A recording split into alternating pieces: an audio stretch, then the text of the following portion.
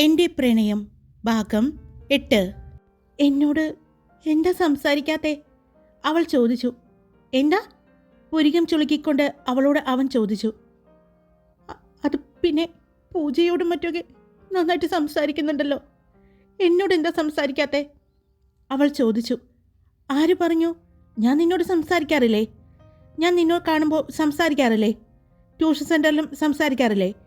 പിന്നെ പ്രത്യേകിച്ചൊന്നും പറയാനില്ലാത്തത് കൊണ്ടാണ് ഞാൻ നിന്നോട് മറ്റൊന്നും സംസാരിക്കാത്തത്, അവൻ പറഞ്ഞു.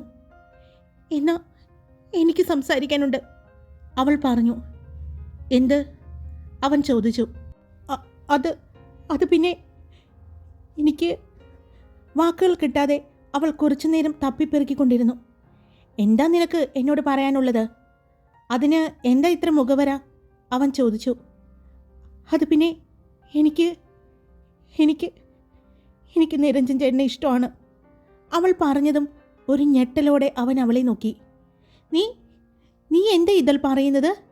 ഒരു ഞെട്ടലിലായിരുന്നു നിരഞ്ജൻ അവളോട് ചോദിച്ചത്. അവളുടെ കണ്ണുകളെല്ലാം നിറഞ്ഞൊഴുകിക്കൊണ്ടിരുന്നു. പേടിയോടെയും വെപ്രാളത്തോടും നല്ല സങ്കടത്തോടും കൂടിയാണ് അവൾ സംസാരിച്ചത്. അപ്പോൾ ആ കിച്ചണിൽ ഒരു എമർജൻസി ലാമ്പിൻ്റെ വെട്ടത്തിൽ ഇതൾ നിരഞ്ജൻ്റെ മുഖം കണ്ടു.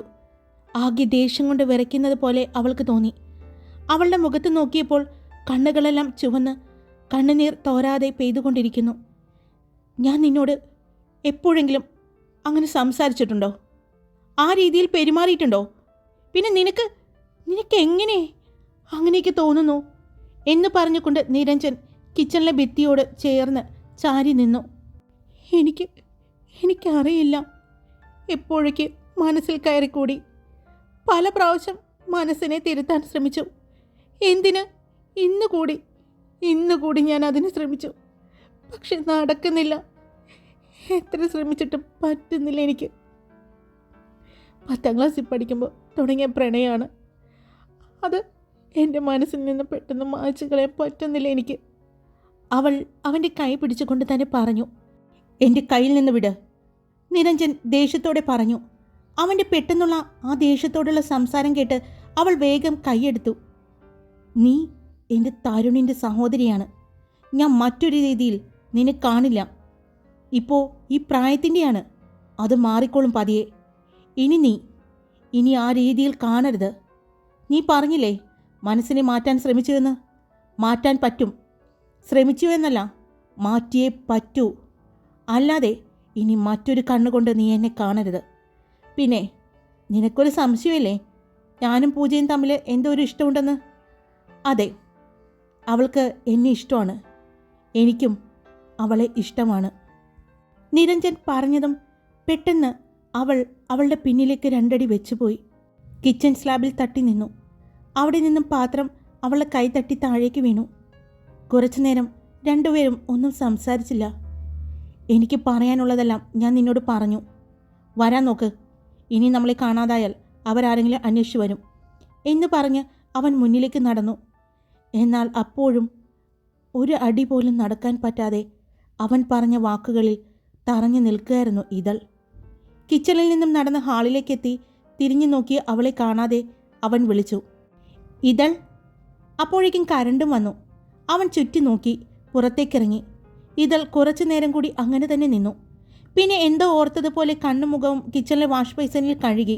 അമ്മ ഉണ്ടാക്കി കാസറോളിൽ ചൂടാറാതെ വെച്ചിരുന്ന ചപ്പാത്തിയും എടുത്ത് അവൾ കിച്ചണിൽ നിന്നും പുറത്തേക്ക് നടന്നു. വീടിൻ്റെ ഡോർ അടച്ച് അവൾ തിരിഞ്ഞതും കണ്ടു അവൾക്ക് മുന്നേ നടന്നു പോകുന്ന നിരഞ്ജനെ. അവൾ ഒന്നും മിണ്ടാതെ അവൻ്റെ പുറകെ പോയി. അപ്പോഴും അവളുടെ കണ്ണുകൾ നിറഞ്ഞൊഴുകുന്നുണ്ടായിരുന്നു. അത് തുടച്ചു മാറ്റി അവൾ അവൻ്റെ പുറകെ തന്നെ നടന്നു. ആ റോഡ് ക്രോസ് ചെയ്തത് ഒന്നും അവൾ അറിയാതെ ഒരു പ്രതിമ കണക്കെയാണ് അവൾ നടന്നത്. അവർ രണ്ടുപേരും അവിടെ ചെന്നപ്പോൾ കണ്ടു. കറണ്ട് പെട്ടെന്ന് പോയി, അതാണല്ലേ വരാൻ വൈകിയത്? നിരഞ്ജൻ്റെ അമ്മ ചോദിച്ചു. എന്നാൽ പിന്നെ എല്ലാവർക്കും ഭക്ഷണം കഴിക്കാം, എല്ലാവരും വാ എന്ന് പറഞ്ഞ് എല്ലാവരെയും കൂട്ടി ഡൈനിങ് ടേബിളിലേക്ക് പോയി. നിരഞ്ജൻ അമ്മയോടൊപ്പം എല്ലാവർക്കും ഭക്ഷണം വിളമ്പി. എന്നാൽ ഇതൾ അവൾക്ക് വിളമ്പിയ പാത്രത്തിലേക്ക് നോക്കി കൈയിട്ട് ഇളക്കിക്കൊണ്ടിരുന്നു. എന്താടി കഴിക്കാത്തെ? അവളുടെ അടുത്തിരുന്ന നന്ദ ചോദിച്ചു. എനിക്ക് എന്തോ ഇഷ്ടമല്ല, ബീഫും നെയ്ച്ചോറൊന്നും എനിക്ക് വേണ്ട, അവൾ പറഞ്ഞു. അതെന്താ? സാധാരണ നെയ്ച്ചോറ് നീ കഴിക്കാറുള്ളതാണല്ലോ, അവളുടെ അമ്മ ചോദിച്ചു. അത് അമ്മേ, ഞങ്ങളിന്ന് ഗ്രൗണ്ടിലേക്ക് പോയപ്പോൾ ഓരോ സാധനങ്ങൾ വാങ്ങി കഴിച്ചു. അത് കാരണം എനിക്ക് വിശക്കുന്നില്ല. പിന്നെ കുറച്ചു മുമ്പാണല്ലോ അച്ഛൻ പുറത്തുനിന്ന് കൊണ്ടുവന്ന പരിപ്പുവടയും മുളക് ബജിയൊക്കെ കഴിച്ചത്. അതുകൊണ്ട് വിശക്കുന്നില്ല അമ്മേ, അവൾ പറഞ്ഞു. എന്നാ പിന്നെ നിനക്ക് വിളമ്പി പറയാറുന്നില്ലേ, അമ്മ ചോദിച്ചു. അവൾ ഒന്നും മിണ്ടാതെ ഇരുന്നതേയുള്ളൂ. ഇനി അത് കൈയിട്ടിളക്കണ്ട, ഇങ്ങോട്ട് തന്നോളൂ, ഞാൻ കഴിച്ചോളാം എന്ന് പറഞ്ഞ് അത് അമ്മ വാങ്ങി. മോനെ നിരഞ്ജൻ, ഇത് മാറ്റിക്കോ, ഞാൻ കഴിച്ചിട്ടില്ല. വിളമ്പിപ്പോഴേ കണ്ടു അവൾ അങ്ങനെ ഇരിക്കുന്നത്. എനിക്കറിയാം ബാക്കി വയ്ക്കാനുള്ള പരിപാടിയാണെന്ന്, അതുകൊണ്ടാണ് ഞാൻ കഴിക്കാതിരുന്നത് എന്ന് പറഞ്ഞ് അവരുടെ മുന്നിലുണ്ടായിരുന്ന പാത്രമെടുത്ത് നീക്കി വെച്ചു. അപ്പോഴേക്കും ഇതൾ അവിടെ നിന്നും എഴുന്നേറ്റിരുന്നു. എന്നാ മോനെ, നീ ഇവിടെ ഇരിക്കെ എന്ന് പറഞ്ഞ് ആ പാത്രമെടുത്ത് അവൻ്റെ നേരെ നീട്ടി. ഇതളിരുന്ന സീറ്റിൽ അവനിരുന്നു. ഞാൻ വീട്ടിലേക്ക് പോയിക്കോട്ടെ അമ്മേ, എനിക്ക് നല്ല തലവേദനയുണ്ട്, ഇതൾ പറഞ്ഞു. എങ്ങനെ വേദനിക്കാതിരിക്കും? ഉച്ചയ്ക്ക് ആ വെയിലത്തൊക്കെയാണ് ഇപ്പോൾ നടക്കുന്നത്. കുറേ കുട്ടികളെയും കിട്ടിയിട്ടുണ്ട്. എല്ലാവരും കൂടി വെയിലും കൊണ്ട് ആ മനയിലെ പറമ്പിലായിരിക്കും കൂടുതലും. പിന്നെ വിശപ്പുണ്ടാവില്ലല്ലോ. അവിടെ കയറി പറിക്കാൻ പറ്റിയ എല്ലാ പഴങ്ങളും പറിച്ച് കഴിച്ചിട്ടേ വരൂ എല്ലാം, ടീച്ചറമ്മ പറഞ്ഞു. അവൾ ഒന്നും മിണ്ടാതെ അവിടെ നിന്നും ഇറങ്ങിപ്പോകുന്നത് നിരഞ്ജനൻ കണ്ടു. അവനും ഭക്ഷണം കഴിക്കാൻ തോന്നിയില്ല. മനസ്സ് മുഴുവൻ അവൾ പറഞ്ഞ കാര്യങ്ങളായിരുന്നു. ഇതൾ വീട്ടിലേക്ക് ഓടിച്ചെന്ന് അവൾ വേഗം വാതിൽ തുറന്ന് അവളുടെ റൂമിലേക്ക് പോയി. അവിടെ ചെന്ന് ബെഡിലേക്ക് വീണു, പൊട്ടിക്കരഞ്ഞു. എത്ര നേരം അവൾ കരഞ്ഞു എന്നറിയില്ല. നിരഞ്ജൻ പറഞ്ഞ വാക്കുകൾ അവളുടെ മനസ്സിൽ മുഴങ്ങിക്കൊണ്ടിരുന്നു. എൻ്റെ പ്രണയം, എൻ്റെ മാത്രം പ്രണയം, ഞാൻ മനസ്സിൽ സൂക്ഷിച്ചു നടന്ന എൻ്റെ പ്രണയം, അത് എന്നിൽ തന്നെ അവസാനിക്കുന്നു, അവൾ മനസ്സിൽ പറഞ്ഞു. എത്ര നേരം അവൾ കിടന്നു എന്നറിയില്ല. എപ്പോഴോ അവളുടെ കണ്ണുകൾ അടഞ്ഞു. രാത്രി വല്ലാതെ ദാഹം തോന്നി അവൾ എഴുന്നേറ്റു. ടേബിളിൽ നിന്നും വെള്ളമെടുത്ത് കുടിച്ചു. സമയം നോക്കിയപ്പോൾ 1 മണിയുടെ അടുത്തായി. വെള്ളം കുടിച്ചു കിടന്നിട്ടും അവൾക്ക് ഉറങ്ങാൻ പറ്റുന്നുണ്ടായിരുന്നില്ല. മനസ്സ് മുഴുവൻ നിരഞ്ജൻ പറഞ്ഞ വാക്കുകൾ വീണ്ടും മുഴങ്ങി കേട്ടുകൊണ്ടിരുന്നു. അവൾ ചെവി പൊത്തിപ്പിടിച്ചു, കണ്ണുകൾ മുറുകെ അടച്ചു പിടിച്ചു. പറ്റുന്നില്ല. അവൾ വേഗം ബാത്റൂമിലേക്ക് നടന്നു. കുറേ നേരം അവൾ ഷവറിനടിയിൽ നിന്നു. മനസ്സും ശരീരവും തണുക്കാൻ ചെയ്യുന്നത് പോലെ, ശരീരമെല്ലാം ചുട്ടുപൊള്ളുന്നത് പോലെ അവൾക്ക് തോന്നി. പക്ഷേ എത്ര നേരം അവൾ നിന്നു എന്ന് അറിയില്ല. ഒരുപാട് നേരം നിന്നപ്പോൾ പുറത്ത് മഴ പെയ്യുന്നത് പോലെ അവൾക്ക് തോന്നി. അവൾ ഷവർ ഓഫ് ചെയ്തു. ഒന്ന് തുടയ്ക്കുക പോലും ചെയ്യാതെ അവൾ റൂമിലേക്ക് നടന്നു. പിന്നെ ബാൽക്കണി ഡോർ തുറന്ന് പുറത്തേക്ക് വന്നു. മഴ പെയ്യുന്നുണ്ട്. കാലം തെറ്റി പെയ്യുന്ന മഴ. തിരുവോണത്തിൻ്റെ തലേ ദിവസങ്ങളിൽ എല്ലാം പലപ്പോഴും മഴ പെയ്യാറുണ്ടായിരുന്നു. അവൾ ആ നനവോടെ തന്നെ ആ മഴയിലേക്ക് ഇറങ്ങി നിന്നു. ആ ബാൽക്കണിയിൽ നിന്ന് അവൾ നിരഞ്ജൻ്റെ വീട്ടിലേക്ക് നോക്കി നിന്നു. അവിടെ നിന്നും നോക്കിയാൽ ഏറ്റവും മുകളിൽ കാണുന്നത് അവൻ്റെ മുറിയാണെന്ന് അവൾക്കറിയാം. പലപ്പോഴും അവൾ അവിടെ ചെന്നിട്ടുണ്ട്. നന്ദ ചേച്ചി ഉള്ളപ്പോഴെല്ലാം നിരഞ്ജൻ്റെ ആ റൂമിലേക്ക് ആരും കയറ്റില്ലായിരുന്നു നിരഞ്ജൻ. അതുകൊണ്ട് നിരഞ്ജൻ ഇല്ലാത്തപ്പോഴാണ് പലപ്പോഴും കയറി നോക്കാറ്. ബുക്കുകൾ കിട്ടാറുണ്ട് അവിടെ നിന്നും വായിക്കാൻ. അതെടുക്കാനാണ് അവൾ കൂടുതലും പോകുന്നത്. അവൾ അവിടെ നിന്ന് അതെല്ലാം ഓർത്തു. പിന്നെ അവളുടെ മനസ്സിലേക്ക് പൂജ കടന്നു വന്നു. ഇന്ന് അവളുടെ അടുത്തിരുന്ന നിരഞ്ജൻ്റെ മുഖം. ഇന്ന് രണ്ടുപേരും ഒരുമിച്ച് പൂക്കളമിടുന്നത് കടന്നു വന്നതും അവളുടെ കണ്ണുകൾ മുറുകെ അടച്ചു. പിന്നെ വാവിട്ട് പൊട്ടിക്കരഞ്ഞു, വളരെ ഉച്ചത്തിൽ. ആ മഴയിൽ അവളുടെ ശബ്ദം പുറത്തേക്ക് ആരും കേട്ടില്ലായിരുന്നു. അത്രയും ഉറക്കെ അവൾ പൊട്ടിക്കരഞ്ഞുകൊണ്ട് അവിടെ ഇരുന്നു പോയി. നേരം വെളുത്ത് കണ്ണുകളിൽ വെളിച്ചമടിച്ചപ്പോഴാണ് അവൾ കണ്ണ് തുറന്നത്. താൻ ഇപ്പോഴും ആ ബാൽക്കണിയിലാണെന്ന് തോന്നി. പക്ഷേ അവളുടെ ശരീരത്തിൽ നിന്ന് ചൂട് ആവി പൊങ്ങുന്നത് പോലെ അവൾക്ക് തോന്നി. ശരീരം വിറയ്ക്കുന്നത് പോലെ. അവൾക്ക് എഴുന്നേക്കാൻ പറ്റുന്നുണ്ടായിരുന്നില്ല. പക്ഷേ എങ്ങനെയൊക്കെയോ അവൾ പതിയെ എഴുന്നേറ്റു. ശരീരം കുഴഞ്ഞു പോകുന്നത് പോലെ, തല കറങ്ങി വീഴുന്നത് പോലെയെല്ലാം അവൾക്ക് തോന്നി. അവൾ എങ്ങനെയൊക്കെയോ പിടിച്ച് റൂമിലേക്ക് വന്നു. കുറച്ചു നേരം ബെഡിലേക്കിരുന്നു. സമയം നോക്കിയപ്പോൾ 7 മണിയായിരിക്കുന്നു. അവൾ പതിയെ പിടിച്ച് ബാത്റൂമിലേക്ക് കയറി. നനഞ്ഞ ഡ്രസ്സുകളെല്ലാം മാറ്റി. മറ്റൊരു ഡ്രസ്സ് എടുത്തിട്ട് തല തോർത്തി. അതൊക്കെ യാന്ത്രികമായാണ് അവൾ ചെയ്തത്. ശരീരം കുഴഞ്ഞു പോകുന്നുണ്ട്. പക്ഷേ തളരാതെ പിടിച്ചു നിൽക്കാൻ അവൾ ശ്രമിക്കുന്നു. പക്ഷേ ഇനിയും പിടിച്ചു നിൽക്കാൻ പറ്റുന്നില്ല എന്ന് തോന്നിയതും അവൾ വന്ന് ബെഡിൽ കിടന്നു. എപ്പോഴോ അവളുടെ കണ്ണുകൾ അടഞ്ഞുപോയി. നെറ്റിയിൽ തണുപ്പറിഞ്ഞതും അവൾ കണ്ണുകൾ പതിയെ ചിമ്മി തുറന്നു. അപ്പോഴാണ് അടുത്തിരിക്കുന്ന അമ്മയെ കാണുന്നത്. അമ്മ തുണി നനച്ച് നെറ്റിയിലിടുകയാണ്. എന്തു പറ്റി പൊന്നു? പെട്ടെന്ന് പനി വന്നതെന്താ? നീ ഇന്നലെ രാത്രി മഴ നനഞ്ഞോ? അമ്മ ചോദിച്ചു. ഇല്ല, എനിക്ക് നല്ല ക്ഷീണം തോന്നുന്നുണ്ടായിരുന്നു. പനി വരാനുള്ള എല്ലാ ലക്ഷണങ്ങളുമാണെന്ന് തോന്നി. അതാ ഞാൻ ഇന്നലെ അവിടെ നിന്നും വേഗം പോകുന്നത്. എനിക്ക് പോകുന്നത് മാത്രമേ അറിഞ്ഞുള്ളൂ. പെട്ടെന്ന് ഉറങ്ങിപ്പോയി, അവൾ പറഞ്ഞു. ആ, അതാണ്. നല്ല ക്ഷീണമുണ്ട്, പനിയുണ്ടായിരുന്നു. ഞാൻ വന്ന് നോക്കിയപ്പോൾ വിറയ്ക്കുന്നുണ്ടായിരുന്നു. അച്ഛൻ വേഗം ഡോക്ടറെ വിളിക്കാൻ വേണ്ടി പോയി. അതിനു മുമ്പ് ഞാൻ തുണി നനച്ചിടുകയായിരുന്നു, അമ്മ പറഞ്ഞു. അപ്പോഴേക്കും ഡോക്ടർ അകത്തേക്ക് കയറി. അവൾ വാടിയ ഒരു പുഞ്ചിരി ഡോക്ടർക്ക് നൽകി. എന്തു പറ്റി മോളെ? പെട്ടെന്ന് പനി വരാൻ കാരണം? ഇന്ന് ഉത്രാടമാണ്. നല്ലൊരു ഓണമായിട്ട് പനിച്ച് കിടക്കാനാണോ പരിപാടി? വേഗം പനി മാറി എഴുന്നേക്കണ്ടേ? ഉഷാറായിട്ട് വരണം. അറിയാലോ, ക്ലബിൻ്റെ ഓണാഘോഷ പരിപാടിയൊക്കെ അതിലൊക്കെ പങ്കെടുക്കാനുള്ളതാണ്, അദ്ദേഹം പറഞ്ഞു. ആ ഡോക്ടർ അവരുടെ വീടിനടുത്ത് തന്നെ താമസിക്കുന്ന വർഗീസ് ഡോക്ടറാണ്. അവർക്കൊക്കെ എന്ത് അസുഖം വന്നാലും ഓടിച്ചെല്ലുന്നത് ഡോക്ടറുടെ അടുത്തേക്കാണ്. അദ്ദേഹം പനി പെട്ടെന്ന് മാറാനായി അവൾക്കൊരു ഇഞ്ചക്ഷൻ കൊടുത്തു. നീ ഉറങ്ങി എഴുന്നേൽക്കുമ്പോഴേക്കും പനി മാറിയിട്ടുണ്ടാവും കേട്ടോ, അദ്ദേഹം അവളുടെ തലയിൽ തലോടിക്കൊണ്ട് പറഞ്ഞു.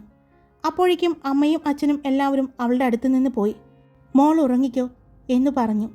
എന്നാൽ കണ്ണടയ്ക്കുമ്പോഴെല്ലാം മനസ്സിൽ കാണുന്നത് നിരഞ്ജൻ പറഞ്ഞ വാക്കുകളും നിരഞ്ജനും പൂജയും കൂടി ഒരുമിച്ചിരിക്കുന്നതുമാണ്. എത്ര മനസ്സിനെ ആശ്വസിപ്പിക്കാൻ ശ്രമിച്ചിട്ടും എത്ര മറക്കാൻ ശ്രമിച്ചിട്ടും പറ്റുന്നില്ല. പൂർവാധികം ശക്തിയോടെ അത് കൺമുന്നിലേക്ക് തെളിഞ്ഞു വരുന്നത് പോലെ അവൾക്ക് തോന്നി. ഇഞ്ചക്ഷൻ എടുത്തതുകൊണ്ട് എപ്പോഴോ അവൾ ഉറക്കത്തിലേക്ക് പോയി. നിരഞ്ജൻ എന്ന് വിളിച്ചുകൊണ്ട് തരുൺ ചെല്ലുമ്പോൾ മുറ്റത്ത് നിരഞ്ജൻ്റെ അമ്മ നിൽക്കുന്നത് കണ്ടു. ആൻറ്റി, അവൻ എന്തിയെ നിരഞ്ജൻ? മുറ്റത്ത് ചെമ്പരത്തിയില പൊട്ടിച്ചുകൊണ്ട് നിന്ന നിരഞ്ജൻ്റെ അമ്മയുടെ അടുത്തേക്ക് അവൻ വന്നു ചോദിച്ചു. റൂമിലുണ്ട് മോനെ. റൂമിൽ നിന്നും പുറത്തേക്ക് ഇറങ്ങിയിട്ടില്ല. എന്തു പറ്റിയെന്നറിയില്ല, തല വേദനിക്കുന്നു എന്ന് പറയുന്നുണ്ടായിരുന്നു, നിരഞ്ജൻ്റെ അമ്മ പറഞ്ഞു. ആണോ? എന്നാൽ എത്രയും പെട്ടെന്ന് ഡോക്ടറെ കാണുന്നതായിരിക്കും നല്ലത്. അവിടെ പൊന്നൂനും നല്ല തലവേദനയുണ്ടെന്ന് പറഞ്ഞ് തുടങ്ങിയതാ. ഇപ്പം നല്ല പനിയായിരുന്നു. രാവിലെ ഞങ്ങൾ ചെന്ന് വിളിക്കുമ്പോൾ ബോധം മറിഞ്ഞിരുന്നു. ഞാൻ പിന്നെ പോയി വർഗീസ് ഡോക്ടറെ വിളിച്ചുകൊണ്ട് വന്നു. കാണിച്ചു. ഇപ്പോൾ ഒരു ഇഞ്ചക്ഷനൊക്കെ കൊടുത്തു. അത് കഴിഞ്ഞപ്പോൾ ഒന്ന് ഉഷാറായിട്ടുണ്ട്, തരുൺ പറഞ്ഞു. എനിക്ക് തോന്നി, ഇന്നലെ രാത്രി വന്നപ്പോഴേ മോളുടെ മുഖത്ത് നല്ല ക്ഷീണം ഞാൻ കണ്ടായിരുന്നു. അത് പനിക്കാനുള്ളതായിരുന്നു എന്ന് തോന്നുന്നു. ആർക്കാടാ പനി എന്ന് ചോദിച്ചുകൊണ്ട് ഷർട്ടിൻ്റെ സ്ലീവ് മടക്കിക്കൊണ്ട് അങ്ങോട്ട് നിരഞ്ജൻ വന്നത്. വേറെ ആർക്കാ? പൊന്നുമോൾക്ക് തന്നെ. നല്ല പനിയായിരുന്നു എന്ന്, ബോധം ഉണ്ടായിരുന്നില്ല എന്ന്. വർഗീസ് ഡോക്ടർ വന്ന് ഇഞ്ചക്ഷൻ എടുത്തപ്പോഴാണ് ശരിയായതെന്ന് നിരഞ്ജൻ്റെ അമ്മ പറഞ്ഞു. അത് കേട്ടപ്പോൾ നിരഞ്ജൻ്റെ മനസ്സിൽ ഒരു വേദന തോന്നി. ഇന്നലെ അവൾ രാത്രി ബാൽക്കണിയിൽ വന്ന് നിൽക്കുന്നത് അവൻ കണ്ടായിരുന്നു. ഇന്നലെ അവന് ഒട്ടും ഉറങ്ങാൻ സാധിച്ചില്ല. ആ മഴയത്ത് പുറത്തേക്ക് നോക്കി നിൽക്കുമ്പോഴാണ് ബാൽക്കണിയിൽ അവൾ നിൽക്കുന്നത് പോലെ തോന്നിയത്. ആ മഴയിൽ അവൾ നനഞ്ഞു നിൽക്കുന്നത് അവൻ കണ്ടായിരുന്നു. അവൻ അവിടെ നിന്നും പൊന്നുവിൻ്റെ വീട്ടിലേക്കൊന്ന് നോക്കി. അവളുടെ വീടിൻ്റെ മുകൾ നിലയിലേക്കാണ് അവൻ നോക്കിയത്. എടാ വാ, ഞാനും കൂടി വരുന്നുണ്ട് കടയിലേക്ക്. ഇന്ന് നല്ല തിരക്കായിരിക്കും ഷോപ്പിൽ, അതാ ഞാൻ വന്നത്, തരുൺ പറഞ്ഞു. എന്നാൽ പോയിട്ട് വാ മോനെ. അച്ഛൻ വിളിച്ചപ്പോൾ പറഞ്ഞു നല്ല തിരക്കുണ്ടെന്ന്. നിനക്ക് തലവേദന ആയതുകൊണ്ട് ഞാൻ വിളിക്കാഞ്ഞതാണ്, അമ്മ പറഞ്ഞു. നിരഞ്ജൻ ചെന്ന് ബുള്ളറ്റ് എടുത്തു. അവൻ്റെ പുറകെ തരുണും കയറി. എറിക്ക് അങ്ങോട്ട് വരാമെന്ന് പറഞ്ഞിട്ടുണ്ട്, തരുൺ പറഞ്ഞുകൊണ്ട് വണ്ടിയിലിരുന്നു. വീടിൻ്റെ ഗേറ്റ് കടന്നപ്പോഴും അവൻ പൊന്നുവിൻ്റെ മുകളിലെ റൂമിലേക്കൊന്ന് നോക്കി. മനസ്സിൽ എവിടെയോ ഒരു വേദന അവനും അനുഭവപ്പെട്ടു. ഉറങ്ങി എഴുന്നേറ്റതും പൊന്നുവിൻ്റെ തലവേദന കുറഞ്ഞതുപോലെ അവൾക്ക് തോന്നി. അവൾ ക്ലോക്കിലേക്ക് സമയം നോക്കിയപ്പോൾ 2 മണി. 2 മണിയായോ? ഇത്രയും സമയം ഉറങ്ങിയോ? അവൾ മനസ്സിൽ ചോദിച്ചു. പിന്നെ പതിയെ എഴുന്നേറ്റ് വാഷ്റൂമിലേക്ക് നടന്നു. അവൾ ബാത്റൂമിൽ പോയി ഫ്രഷായി വന്നപ്പോൾ അമ്മ വന്നിട്ടുണ്ടായിരുന്നു. ഞാൻ വന്നപ്പോൾ നിന്നെ കാണുന്നില്ല. ഞാൻ 2-3 പ്രാവശ്യം വന്ന് നേരത്തെ നോക്കി. മോൾ ഉറങ്ങിയത് കൊണ്ട് വിളിക്കാഞ്ഞതാ. ഇപ്പോൾ എങ്ങനെയുണ്ട് എന്ന് ചോദിച്ചുകൊണ്ട് അമ്മ നെറ്റിയിൽ തൊട്ടു നോക്കി. പനി കുറഞ്ഞിട്ടുണ്ട്. ഭക്ഷണം കഴിച്ച് ഒന്നുകൂടി ഈ മരുന്ന് കഴിച്ച് കിടന്ന എൻ്റെ മോളുടെ പനി പമ്പ കിടക്കും, അമ്മ പറഞ്ഞു. അമ്മ തന്നെ അവൾക്ക് ഭക്ഷണം വാരിക്കൊടുത്തു. ഭക്ഷണം കഴിക്കുമ്പോഴെല്ലാം അവളുടെ മനസ്സിൽ നിരഞ്ജൻ പറഞ്ഞ വാക്കുകളായിരുന്നു. കണ്ണ് തുറന്നിരിക്കാൻ പോലും അവൾക്ക് തോന്നുന്നില്ല. അത്രയും നിരഞ്ജൻ്റെ ഓർമ്മകൾ, നിരഞ്ജൻ പറഞ്ഞ വാക്കുകൾ അവളെ വേദനിപ്പിച്ചുകൊണ്ടേയിരുന്നു. ഭക്ഷണം കഴിച്ചു കഴിഞ്ഞ അമ്മ മരുന്നും കൊടുത്തു. ഇനി മോള് കുറച്ച് നേരം കൂടി ഉറങ്ങിക്കോ, അപ്പോഴേക്കും പനിയെല്ലാം മാറും. അമ്മ അങ്ങോട്ട് ചെല്ലട്ടെ. നാളെ നിരഞ്ജൻ്റെ വീട്ടിലാണ് ഓണം. എല്ലാവരെയും വിളിച്ചിരിക്കുകയാണ്, അവിടെ ചെന്ന് രേവതി ചേച്ചി ഒന്ന് സഹായിക്കട്ടെ. നിമ്മിക്ക് ഷോപ്പിലും ആരതിക്ക് ബ്യൂട്ടി പാർലറും ഇന്ന് തുറക്കേണ്ടത് കൊണ്ട് അവർ രണ്ടുപേരും ഉണ്ടാക്കില്ല. ബബിത ഇപ്പോൾ അങ്ങോട്ട് വരാൻ പറഞ്ഞിട്ടുണ്ട്. എല്ലാവരും കൂടി ഒരുമിച്ചുണ്ടാക്കാമെന്ന് വിചാരിക്കുന്നു. നന്ദമോളെ കൊണ്ട് ഒന്നും ചെയ്യാൻ പറ്റില്ലല്ലോ. അതുകൊണ്ട് ഞങ്ങളൊന്ന് പോയിട്ട് വരാം. പിന്നെ അച്ഛൻ ക്ലബ്ബിലെന്തോ പരിപാടി ഉണ്ടെന്ന് പറഞ്ഞ് ഇറങ്ങിപ്പോയിട്ടുണ്ട്. അതുകൊണ്ട് ഇനി ഇപ്പോഴൊന്നും നോക്കണ്ട. മോൾ ഉറങ്ങിക്കോ. അമ്മ പോയിട്ട് വരാം. അമ്മ വന്നിട്ട് മോൾ എഴുന്നേറ്റാൽ മതി കേട്ടോ എന്ന് പറഞ്ഞ് അമ്മ അവളുടെ നെറ്റിയിലൊന്ന് ചുംബിച്ചുകൊണ്ട് അവിടെ നിന്ന് പോയി. അമ്മ പോയപ്പോൾ കണ്ണുകൾ തുറന്ന് മുകളിലേക്ക് കിടന്നു അവൾ. അല്പസമയം കഴിഞ്ഞതും അവളുടെ അടുത്തേക്ക് അവളുടെ കൂട്ടുകാരെല്ലാവരും എത്തി. നിനക്ക് പനിയാണെന്ന് പറഞ്ഞു? ഞാൻ എഴുന്നേക്കാൻ വൈകി. ഇപ്പോൾ അമ്മ പറഞ്ഞപ്പോഴാണ് അറിയുന്നേ നിനക്ക് പനിയാണെന്ന്. ജോലിക്ക് പോയപ്പോൾ അമ്മമാർ രണ്ടുപേരും നിറയെ പണി തന്നിട്ടാണ് പോയത്. അതുകൊണ്ടാണ് ഞാൻ വരാതിരുന്നത്. ശ്രദ്ധ പറഞ്ഞു. നിനക്ക് മാത്രമല്ല എനിക്കും. അമ്മ ഷോപ്പിലേക്ക് ഇറങ്ങിയപ്പോൾ ഒരു നീണ്ട ലിസ്റ്റായിരുന്നു. ഈ സാധനങ്ങളൊക്കെ വാങ്ങാൻ കൊടുക്കില്ലേ, അതുപോലെ ഒരു നീണ്ട ലിസ്റ്റ്. അത് വായിച്ച് എൻ്റെ കണ്ണുകൾ തള്ളിപ്പോയി. ഒരു കുന്നു തുണി വാഷിംഗ് മെഷീനിൽ കഴുകായിട്ടിട്ടുണ്ട്. അതെല്ലാം കഴുകി വിരിച്ചിടണം. അകമെല്ലാം തുടച്ച് നീറ്റാക്കണം. പൊടിയെല്ലാം തുടയ്ക്കണം. എല്ലാ മുറികളും മര്യാദയ്ക്ക് വൃത്തിയാക്കിയിടണം എന്നൊക്കെ പറഞ്ഞ് ഏൽപ്പിച്ചാൽ പോയത്. അമ്മ വരുമ്പോൾ അമ്മ പറഞ്ഞ പണികളൊന്നും ചെയ്തിട്ടില്ലെങ്കിൽ പിന്നെ വീട്ടിൽ നിന്നും പച്ചവെള്ളം തരില്ല എന്നും പറഞ്ഞു. എൻ്റെ വീക്ക്നെസ്സിലാണ് അമ്മ കയറി പിടിച്ചത്. അതുകൊണ്ട് മാത്രം ഞാനെല്ലാം ചെയ്തു. ഐറ പറഞ്ഞു. നമ്മളെക്കാൾ വലിയ കൂട്ടാണ് നമ്മുടെ അമ്മമാരെന്ന് എനിക്ക് തോന്നുന്നു. കാരണം ഇവരെല്ലാവരും കൂടി ഒരുമിച്ചാണ് നമ്മൾക്ക് നേരെ അറ്റാക്ക് നടത്തുന്നത്. ഇതേ സെയിം ഡയലോഗ് തന്നെയാണ് എനിക്കും തന്നത്, ശ്രദ്ധ പറഞ്ഞു.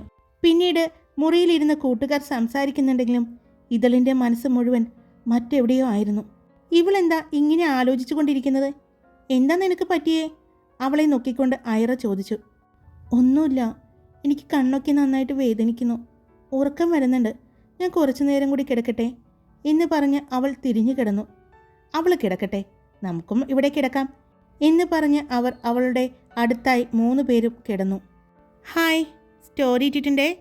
അപ്പോൾ എപ്പോഴും പറയാനുള്ളതാ, കേട്ടിട്ട് ഇഷ്ടപ്പെടുകയാണെങ്കിൽ ലൈക്ക് ചെയ്യണം, കമൻറ്റ് ചെയ്യണം. നിങ്ങളുടെ അഭിപ്രായങ്ങൾ കമൻ്റായിട്ട് കേൾക്കുമ്പോൾ ഒരുപാട് സന്തോഷം തോന്നാറുണ്ട്. അതുകൊണ്ടാണ് എന്നും വന്ന് കമൻറ്റ് ചെയ്യണം, ലൈക്ക് ചെയ്യണം എന്നൊക്കെ പറയുന്നത്. അപ്പോൾ നിങ്ങൾ ഉറപ്പായിട്ടും ലൈക്ക് ചെയ്യണം. സബ്സ്ക്രൈബ് ചെയ്യാതെ കേൾക്കുന്നവരുണ്ടെങ്കിൽ സബ്സ്ക്രൈബ് ചെയ്ത് സപ്പോർട്ട് ചെയ്യണം. Love you all. It's me Karthika.